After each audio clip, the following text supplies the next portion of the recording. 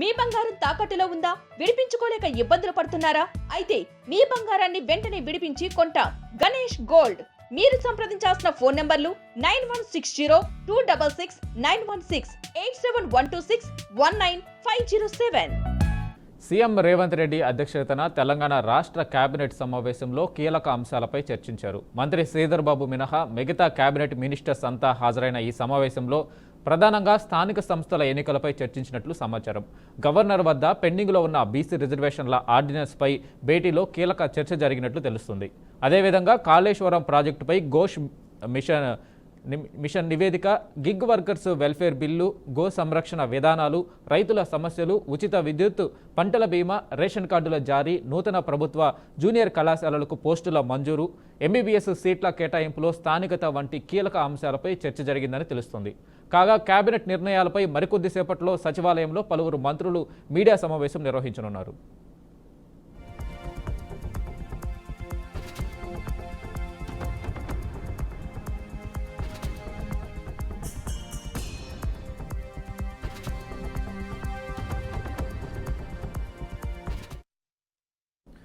ఏపీలో పెట్టుబడులు పెట్టండని AP Singapore business ఫోరంలో పిలుపునిచ్చారు సీఎం చంద్రబాబు నాయుడు, మంత్రి నారా లోకేష్. సింగపూర్తో ఏపీకి 3 దశాబ్దాల అనుబంధం ఉందని ఈ సందర్భంగా చంద్రబాబు చెప్పారు. సింగపూర్ పర్యటనలో ఉన్న సీఎం చంద్రబాబు, మంత్రి లోకేష్ బృందం ఏపీ సింగపూర్ బిజినెస్ ఫోరంలో పాల్గొని ప్రసంగించారు. ఏపీలో పెట్టుబడులు పెట్టాలని సింగపూర్ ప్రభుత్వంతో 3 దశాబ్దాలుగా కలిసి పనిచేస్తున్నామని చంద్రబాబు అన్నారు. ఈజ్ ఆఫ్ డూయింగ్ బిజినెస్లో ఏపీ ప్రథమ స్థానంలో ఉందని చంద్రబాబు తెలిపారు. అమరావతి రూపకల్పన కోసం 2014లో సింగపూర్లో పర్యటించానని ఈ సందర్భంగా చంద్రబాబు ఫోరంకు గుర్తు చేశారు. తాను అభివృద్ధి చేసిన హైదరాబాద్ నుంచి దాదాపు 60-70% లాభాలు తెలంగాణకు ఉన్నాయన్నారు. ఇక ఏపీలో పెట్టుబడులు పెడితే అన్ని దగ్గరుండి చూసుకుంటామన్నారు మంత్రి లోకేష్. అతిపెద్ద తీర ప్రాంతం ఉన్న తమ రాష్ట్రంలో పెట్టుబడులు పెట్టాలని కోరారు.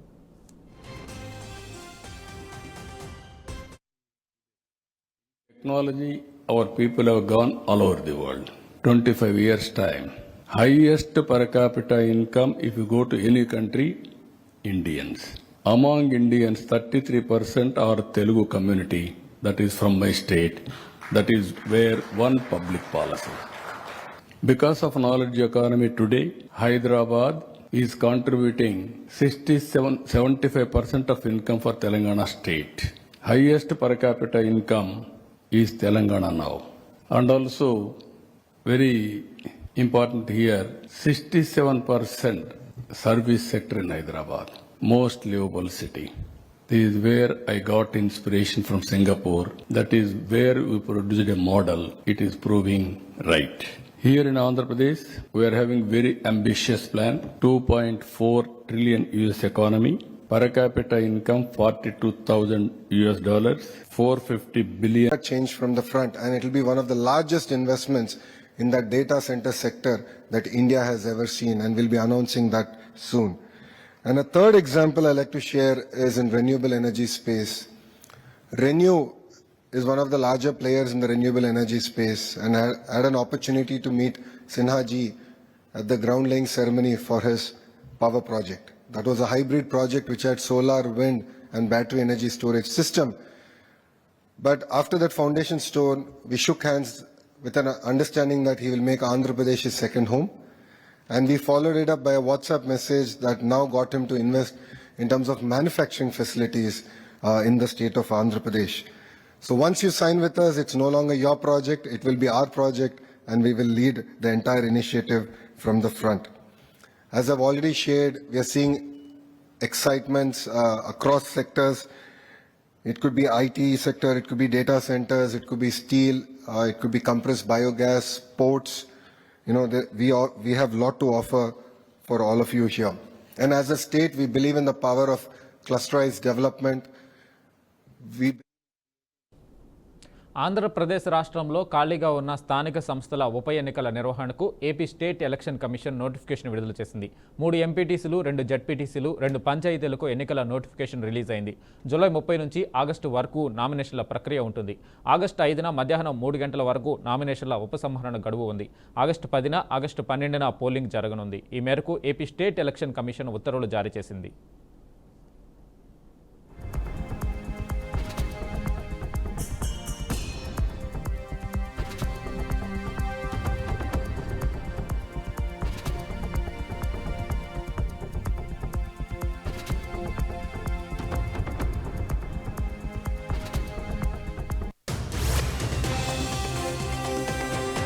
చిత్తూరు జిల్లా రామకుప్పం మండలం మణీంద్రం, పల్నాడు జిల్లా కారెంపూడి మండలం వేపకంపల్లి, నెల్లూరు జిల్లా విడవలూరు మండలం విడవలూరు 1 ఎంపీటీసీ స్థానాలకు, కడప జిల్లా పులివెందుల ఒంటిమిట్ట జడ్పీటీసీ స్థానాలకు, ప్రకాశం జిల్లా కొండపి గ్రామ పంచాయతీ సర్పంచ్ వార్డు మెంబర్లకు, తూర్పుగోదావరి జిల్లా కడియాపులంక గ్రామ పంచాయతీ సర్పంచ్లకు ఎన్నికలు జరగనున్నాయి. వైసీపీ అధినేత మాజీ సీఎం వైఎస్ జగన్ ఇలాకాలో ఆగస్టు 12న పోలింగ్ జరగనుంది. ఆ రోజు పులివెందుల ఒంటిమిట్ట జడ్పీటీసీ స్థానాల ఉప ఎన్నిక జరగనుంది.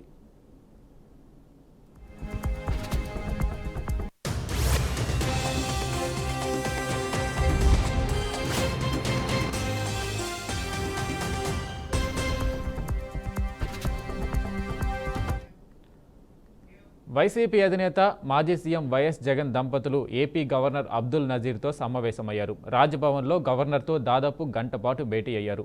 మర్యాద పూర్వకంగానే గవర్నర్ను జగన్ దంపతులు కలిశారని వైసీపీ వర్గాలు అంటున్నాయి. ఇటీవలే అనారోగ్య సమస్యల నుంచి కోలుకున్న గవర్నర్ అబ్దుల్ నజీర్ ఆరోగ్య పరిస్థితిపై జగన్ దంపతులు వాకబు చేశారు. గవర్నర్ అబ్దుల్ నజీర్తో భేటీకి రాజకీయ ప్రాధాన్యత లేదని వైసీపీ వర్గాలు అంటున్నాయి. నిన్న హైదరాబాద్లోని భారతీ సిమెంట్స్ కార్యాలయంలో సిట్ అధికారుల సోదాల నేపథ్యంలో గవర్నర్తో వైఎస్ జగన్ దంపతుల భేటీకి ప్రాధాన్యత సంతరించుకుంది. ఏపీ లిక్కర్ స్కామ్ కేసులో సిట్ నెక్స్ట్ స్టెప్ ఎలా ఉండబోతుందన్న అంశంపై ఉత్కంఠ కొనసాగుతుంది. గవర్నర్తో భేటీలో తాజా రాజకీయ పరిణామాలపై కూడా చర్చ జరిగి ఉండవచ్చని సమాచారం. గవర్నర్ అబ్దుల్ నజీర్తో జగన్ దంపతుల భేటీపై రాజకీయ వర్గాల్లో ఆసక్తి నెలకొంది.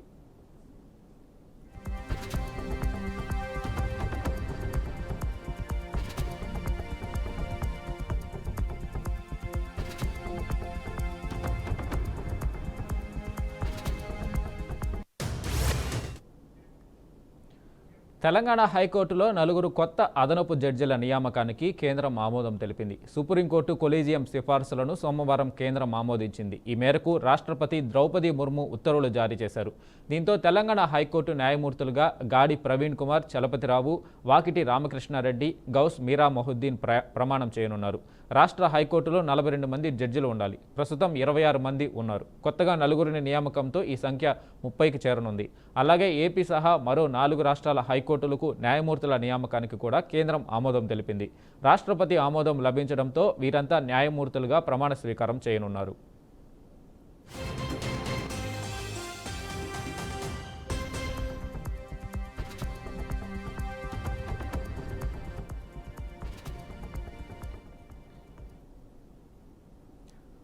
వికారాబాద్ జిల్లాలో రేపు డిప్యూటీ సీఎం బట్టి విక్రమార్క పర్యటించనున్నారు. తాండూరు ఎమ్మెల్యే మనోహర్ రెడ్డి ఆధ్వర్యంలో ఆయన పర్యటన కోసం ఏర్పాట్లు చేస్తున్నారు. బట్టితో పాటు మంత్రి శ్రీధర్ బాబు, స్పీకర్ గడ్డం ప్రసాద్ కుమార్ కూడా పాల్గొంటున్నట్లు ఎమ్మెల్యే హనోమర్ తెలిపాడు. యాలాలలో ప్రసిద్ధిగాంచిన జుంటుపల్లిలో ప్రత్యేక పూజలు నిర్వహిస్తారని చెప్పారు. 200 కోట్ల రూపాయలతో నిర్మించనున్న ఇంటిగ్రేటెడ్ స్కూల్ నిర్మాణంకు శంకుస్థాపన చేయనున్నారని వెల్లడించారు. లబ్ధిదారులకు మంజూరైన కొత్త రేషన్ కార్డుల పంపిణీని చేస్తారని తెలిపారు.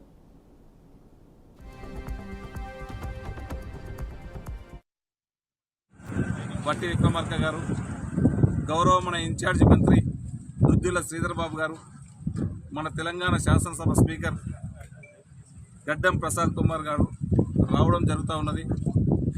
ఇక్కడ ఈ తాండూరు ప్రజలకు ఎలక్షన్స్ అప్పుడైతే ఏదైతే హామీ ఇచ్చిన్నామో 200 కోట్లతో ఇంటిగ్రేటెడ్ స్కూల్, ఒక నాణ్యమైనటువంటి విద్య తాండూరుకు అందిస్తామని చెప్పినాం. ఆ రోజు చెప్పిన మాట ప్రకారం ఈరోజు 200 కోట్లతో ఇంటిగ్రేటెడ్ స్కూలు ఫౌండేషన్ ఇవ్వడం జరుగుతూ ఉన్నది. గౌరవ ముఖ్యమంత్రి గారికి ప్రత్యేకంగా తాండూరు ప్రజల తరఫున ధన్యవాదాలు తెలుపుతూ, సేమ్ టైం రైతుల ప్రభుత్వం ఎప్పుడైనా కానీ కాంగ్రెస్ ప్రభుత్వం వచ్చినట్లయితే రైతుల కోసం ఇక్కడ ఉన్నటువంటి కరెంటు ఇబ్బందికరంగా ఉంటుండే. గౌరవ డిప్యూటీ సీఎం గారిని అడిగి 6 సబ్స్టేషన్లు కూడా మనం వచ్చిన తర్వాత గతంలోనే నేను 3 సబ్స్టేషన్లు తీసుకోవడం జరిగింది. ఆ 3 కాకుండా మళ్ళీ కూడా 6 సబ్స్టేషన్లు ఈరోజు రేపు ప్రొడ్యూషన్ చేయబోతా ఉన్నాం. ఉప ముఖ్యమంత్రి బట్టి విక్రమార్క గారు, గౌరవమైన ఇన్ఛార్జి మంత్రి దుద్దిల శ్రీధర్ బాబు గారు, మన తెలంగాణ శాసనసభ స్పీకర్ గడ్డం ప్రసాద్ కుమార్ గారు రావడం. సిగాచి పరిశ్రమ ప్రమాదంలో మృతి చెందిన వారి కుటుంబాలకు ఇంకా న్యాయం జరగలేదని అన్నారు మాజీ మంత్రి హరీష్ రావు. కోటి పరిహారం అందేలా చేస్తామని చెప్పిన ముఖ్యమంత్రి రేవంత్ రెడ్డి కానీ రోజులు గడుస్తున్నా ఎవరూ పట్టించుకోవడం లేదని విమర్శించారు. సిగాచి బాధిత కుటుంబాలకు ఇప్పటికీ పరిహారం అందలేదని ఆయన ఆవేదన వ్యక్తం చేశారు. సిగాచి ప్రమాద బాధిత కుటుంబాలకు న్యాయం చేయాలంటూ ఆయన సంగారెడ్డి అదనపు కలెక్టర్ను కలిశారు. ఒక్కసారి రివ్యూ చేసినవా రేవంత్ రెడ్డి? నెల రోజుల తర్వాత ఇప్పుడన్నా రివ్యూ చేసినవా? ఎక్కే విమానం దిగే విమానం, ఢిల్లీకి పోడు ఢిల్లీకి వెళ్ళొచ్చుడు తప్ప ఇంతమంది చనిపోయిండ్రు, వాళ్ళ పరిస్థితి ఏంది, యాక్సిడెంట్ ఎందుకు జరిగింది, ఇటువంటి జరగకుండా చూడాలని ఒక రివ్యూ అన్నా చేసినవా రేవంత్ రెడ్డి అని నేను అడుగుతా ఉన్నా. ఇప్పుడు ఇది ఎంత బాధ అంటే ఈ రేవంత్ రెడ్డి పాలన చాలా గమ్మత్తుకున్నది. SLBC టనల్ కుప్పకూలిపోయింది. 6 డెడ్ బాడీలు అనలే ఉన్నాయి. 150 రోజులు అయిపోయాయి. 150 రోజులైనా SLBC లోపల ఉన్న శవాలు బయటకు రావడం లేదు. చచ్చిండ్రో బతికిండ్రో తెలియదు. 150 రోజులైన బొక్కలు కూడా బయటకు తెకపోతుంది. సిగాచి ఘటనలో 8 మంది శవాలు ఇవ్వకపోతివి, బొక్కలు ఇవ్వకపోతివి, బూడిద కూడా ఇవ్వకపోతివి. ఇది నీ పాలన.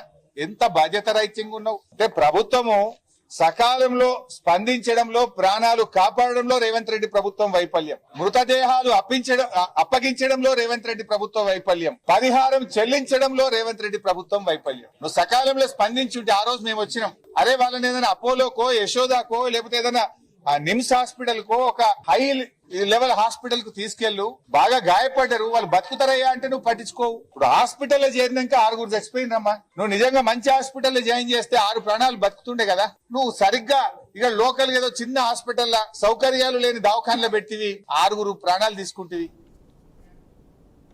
తిరుమల శ్రీ వెంకటేశ్వర స్వామివారిని మాజీ ఉపరాష్ట్రపతి వెంకయ్యనాయుడు దర్శించుకున్నారు. వీఐపీ విరామ సమయంలో కుటుంబ సమేతంగా పాల్గొని మొక్కులు చెల్లించుకున్నారు.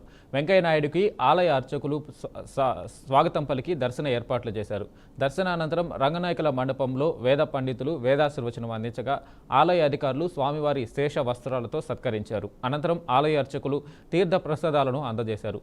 వెంకటేశ్వర స్వామికి వచ్చే కానుకలు పూర్తిగా ధార్మిక భక్తుల సౌకర్యాలకు మాత్రమే ఉపయోగించాలని కోరారు. ఈ విషయంలో ప్రభుత్వాల జోక్యం చేసుకోకుండా ఉండడమే మంచిదని సూచనలు చేశారు.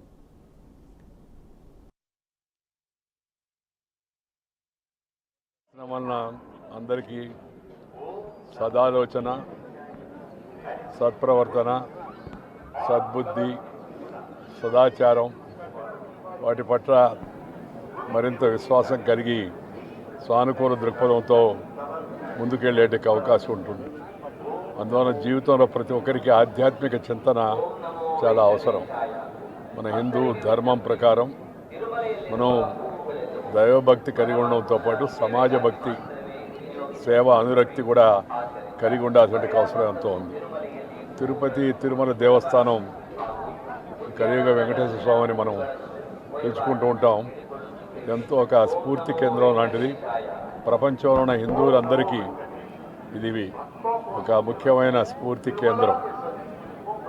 వెంకటేశ్వర స్వామి దర్శనానికి వచ్చే భక్తులు సమర్పించే కానుకలు, ఇచ్చే నిధులు, వీటన్నింటినీ కూడా పూర్తిగా ధార్మిక కార్యక్రమాలకు, ఆధ్యాత్మిక కార్యక్రమాలకు, అలాగే భక్తుల యొక్క సౌకర్యాన్ని కలిగించడానికి. తెలంగాణ కాంగ్రెస్ ఇన్ఛార్జి మీనాక్షి నటరాజన్ తన నియోజకవర్గ పర్యటనలో భాగంగా పాదయాత్రలను ప్రారంభించబోతున్నారు. జూలై 31 నుంచి ఆగస్టు 6 వరకు వివిధ నియోజకవర్గాల్లో పాదయాత్రలు, శ్రమదానం కార్యక్రమాలు, పార్టీ నాయకులు, కార్యకర్తలతో సమావేశాలు నిర్వహించనున్నట్లు పార్టీ వర్గాలు వెల్లడించాయి. పాదయాత్రల షెడ్యూల్ ప్రకారం జూలై 31న పరిగి పట్టణంలో సాయంత్రం పాదయాత్ర చేపట్టనున్నారు. ఈ పాదయాత్ర అనంతరం పరిగిలో రాత్రి బస చేయనున్నారు. ఆగస్టు 1న ఉదయం శ్రమదానం కార్యక్రమంలో పాల్గొని పార్టీ నాయకులు, కార్యకర్తలతో ప్రత్యేక సమావేశం నిర్వహిస్తారు. అదే రోజు సాయంత్రం ఆందోళన నియోజకవర్గంలో పాదయాత్ర చేస్తారు.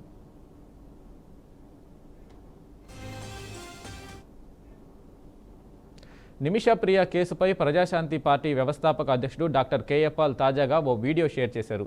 నిమిషప్రియను వదిలేయాలని కోరుతూ ఆమె భర్త థామస్, కుమార్తె మిషెల్ అక్కడి ప్రభుత్వాన్ని అభ్యర్థించారు. తన భార్య మరణశిక్షను తాత్కాలికంగా నిలిపివేసినందుకు నిమిషప్రియ భర్త థామస్ అక్కడి హూతీ ప్రభుత్వానికి కృతజ్ఞతలు తెలిపారు. పాల్ ద్వేషం కంటే ప్రేమ శక్తివంతమైనదిగా అభివర్ణించారు. అనేక సంవత్సరాలుగా కొనసాగుతున్న అంతర్యుద్ధంతో అతలాకుతలమైన యెమెన్లో శాశ్వత శాంతి కోసం మధ్యవర్తిత్వం వహించడానికి తాను సిద్ధంగా ఉన్నానని వెల్లడించారు. నిమిషప్రియను విడుదల చేయాలని అక్కడి ప్రభుత్వానికి విజ్ఞప్తి చేశారు. I am extending an incredible invitation for you from Sana to come to US September 21st for Global Peace Summit to address the whole world about the problems you are facing in Sana and the peace you are looking for Yemeni people. I have also invited President Al-Alimi to come to New York and address so that there is peace in Yemen where 2-3 million people died, no more war, peace is possible. And also I am here with Nimisha Priya, who is in your prison to be released. I want to thank Talal family. I want to thank you, Your Excellency. Nimisha husband Thomas is here. Nimisha's only daughter did not see for 10 years. Michelle is here. I'm with Chairman Mahdi Ibrahim, who is helping Global Peace ambassadors and phone tapping కేసులో RS Praveen Kumar SIT విచారణకు హాజరయ్యారు. కాంగ్రెస్ ప్రభుత్వం తన ఫోన్తో పాటు మంత్రుల ఫోన్లు tap చేస్తుందని ఆరోపించారు. రేవంత్ ప్రభుత్వం రాజకీయ ప్రయోజనాల కోసం అధికారులను ఉపయోగిస్తుందని తీవ్ర విమర్శలు చేశారు. కాంగ్రెస్ పార్టీ ఇచ్చిన హామీలు అమలు చేతగాక సీఎం రేవంత్ రెడ్డి ప్రభుత్వం సిట్ను వాడుకుంటుందన్నారు. అధికారులు మంచివాళ్లైనప్పటికీ వారిని రేవంత్ రెడ్డి తన రాజకీయ ప్రయోజనాలకు వాడుకుంటున్నాడని సిట్ అధికారులు చెప్పారన్నారు. సీఎం రేవంత్ రెడ్డి కూడా మంత్రుల సొంత నాయకుల ఫోన్లను ట్యాప్ చేస్తున్నట్లుగా తాను సిట్కు రాతపూర్వక ఫిర్యాదు చేశానన్నారు. నాకు తెలిసిన విషయాలను కూడా వాళ్ళందరికీ కూడా నేను చెప్పడం జరిగింది. అయితే నేను వాళ్ళకి చాలా క్లియర్గా చెప్పడం జరిగింది. మరి కాంగ్రెస్ పార్టీ ఇచ్చిన 420 అబద్ధపు హామీలు ఏవైతే ఉన్నాయో ఆ అబద్ధపు హామీల మీద భారత రాష్ట్ర సమితి వీరోచిత పోరాటం చేస్తూ ఉన్నది. ఈ అబద్ధపు హామీలు ఏవైతే ఉన్నాయో వాటి అమలు చేయడం చేతగాక మరి రేవంత్ రెడ్డి ప్రభుత్వం సిట్ను వాడుకుంటుంది అని చెప్పేసి నేను ఆ అధికారులకు క్లియర్ గా చెప్పడం జరిగింది. సిట్ అధికారులు మంచోళ్ళే కావచ్చు, కానీ బాపట్ల జిల్లా వైసీపీ ఎమ్మెల్సీ చంద్రగిరి యేసురత్నంపై ప్రజా సమస్యల పరిష్కార వేదికలో ఫిర్యాదు చేశారు. గ్రానైట్ క్వారీలను లీజుకు తీసుకుని కాలపరిమితి పూర్తయినప్పటికీ వాటిని తిరిగి అప్పగించకుండా లీజు సొమ్ము చెల్లించకుండా ఇబ్బందులకు గురిచేస్తున్నాడని మల్లికార్జునరావు ఆవేదన వ్యక్తం చేశారు. ఈ బెదిరింపుల కారణంగా తాను నిరాశ్రయుడిలా బెంగళూరు వెళ్లి రాళ్లు కొట్టుకుంటూ జీవిస్తున్నానని వాపోయారు. అక్కడ కనీసం సొంత ఇళ్లు కూడా లేదని ఆగ్రహించారు. కన్నికా పరమేశ్వరి గ్రానైట్, చిన్మయి గ్రానైట్ అనే 2 క్వారీలకు నెలకు 1,50,000 అద్దిస్తామని చెప్పి ఇప్పటి వరకు ఎటువంటి చెల్లింపులు చేయలేదని ఆరోపించారు. గత 3 సంవత్సరాలుగా లీజు ఇవ్వకపోగా చంపేస్తామని బెదిరిస్తున్నారని ఆయన ఫిర్యాదులు తెలిపారు.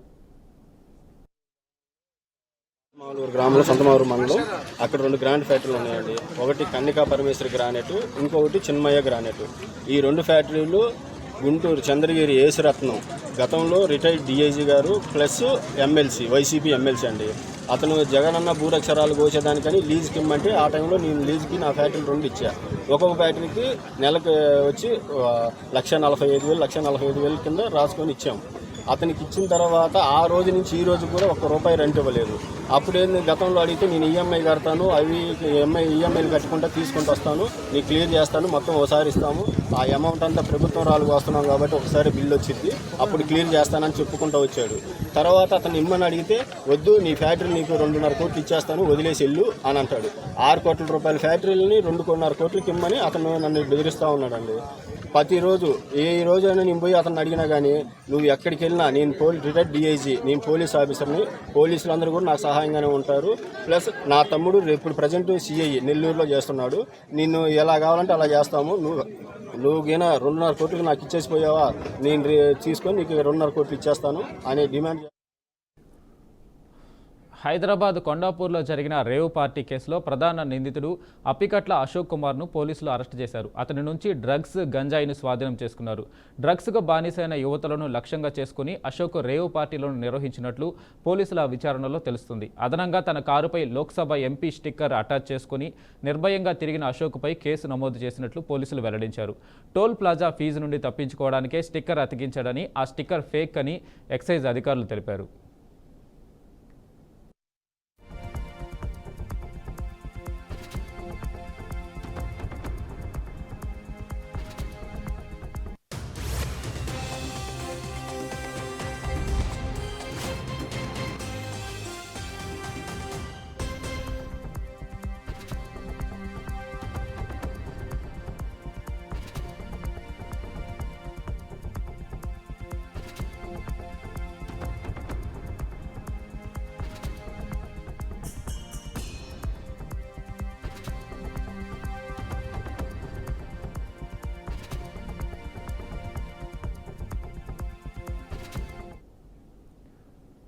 సికింద్రాబాద్లోని యూనివర్సల్ సృష్టి ఫెర్టిలిటీ సెంటర్ కేసులో సంచలన విషయాలు వెలుగులోకి వస్తున్నాయి. నిర్వాహకురాలు డాక్టర్ అట్లూరి నమ్రత అక్రమాలు ఒక్కొక్కటిగా వెలుగు చూస్తున్నాయి.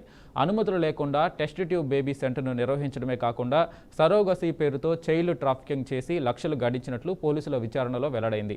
అయితే ఇంత పెద్ద ఎత్తున ఈ రాకెట్ నడుస్తుంటే ప్రభుత్వ యంత్రాంగం ఏం చేస్తుందనే అంశం అందరినీ ఆశ్చర్యానికి గురిచేస్తుంది. కాగా డాక్టర్ నమ్రతను కస్టడీలోకి తీసుకునేందుకు టాస్క్ ఫోర్స్ పోలీసులు పిటిషన్ వేశారు.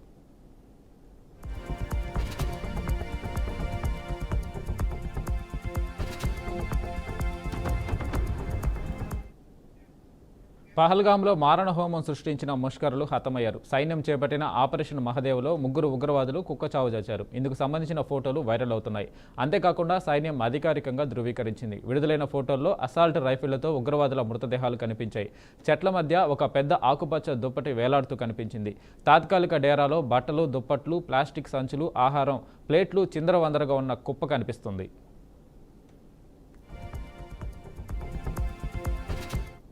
భద్రతా దళాలు సోమవారం ఆపరేషన్ మహదేవ్ ప్రారంభించింది. శ్రీనగర్ సమీపంలోని లిద్వాస్లోని దట్టమైన అటవీ ప్రాంతంలో ఉగ్రవాదులు హతమయ్యారని భారత సైన్యం తెలిపింది.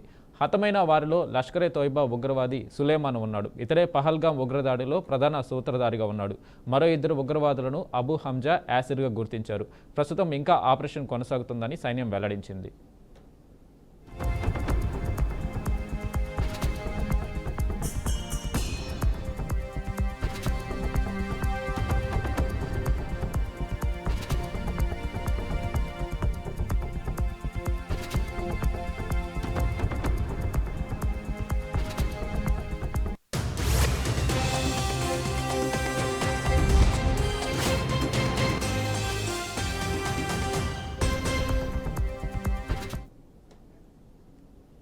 ఉత్తరాఖండ్ మనసాదేవి ఆలయంలో తొక్కిసలాట మర్చిపోకముందే దేశంలో మరో ఆలయంలో తొక్కిసలాట చోటు చేసుకుంది. ఈ ప్రమాదంలో 2 మరణించగా మరికొందరికి గాయాలయ్యాయి. యూపీలోని బరాబంకీలోని ఓ ఆలయంలో విద్యుత్ తీగ తెగిపడింది. ఆలయంలోకి కొన్ని కోతులు ప్రవేశించగా అందులో ఓ కోతి విద్యుత్ తీగను పట్టుకుని లాగడంతో అది తెగిపడినట్లు స్థానికులు తెలిపారు. దీంతో భక్తులంతా ఒక్కసారిగా ఆందోళన చెంది పరుగులు తీశారు. ఈ క్రమంలో తొక్కిసలాట చోటు చేసుకోవడంతో అక్కడికక్కడే 2 మృతి చెందగా 40 మంది గాయపడ్డారు. గాయపడిన వారిని ఆసుపత్రికి తరలించి చికిత్స అందిస్తున్నారు. శ్రావణ సోమవారం కావడంతో భక్తులు ఆలయానికి అధిక సంఖ్యలో వచ్చినట్లు అధికారులు తెలిపారు.